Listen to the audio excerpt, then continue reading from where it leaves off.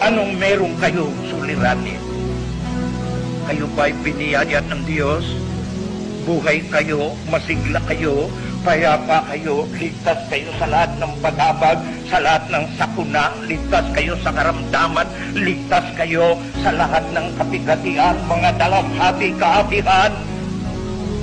Oh, Panginoon niyo pasasalamatan. Lalapit ba kayo kay San Pablo? Lalapit ba kayo kay San Pedro? Lalapit ba kayo sa isang santo? Mga nilikha. Lalapit ba kayo kay Birheng Maria at sasabihin nyo, salamat po sa iyo, walang talang kayo? Hindi ba nyo nalang bubuhay sa inyo, Diyos? Hindi ba nyo nalang nagbibigay buhay sa inyo, Diyos? Kung kayo, anong dapat gawin? Diyos ko, napakalaki niyang pag-ibig mo sa akin.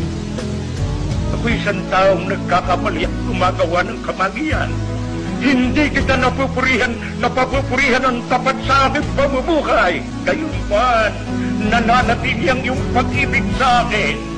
Binibigyan mo ko ng ikabubuhay sa araw-araw. Ako'y payapa, ako'y tahimik, wala akong sakuna, ligtas ako sa batang ulo, sa mga masamang tao, sa mga ultitang ligtas ako sa kapamukan. Diyos ko, tulungan mo ako, mapapurihan kita. Ang buhay ko'y makaluwalhati sa iyo, upang ang pag-ibig mo sa akin ibatugong ko. Aman Diyos!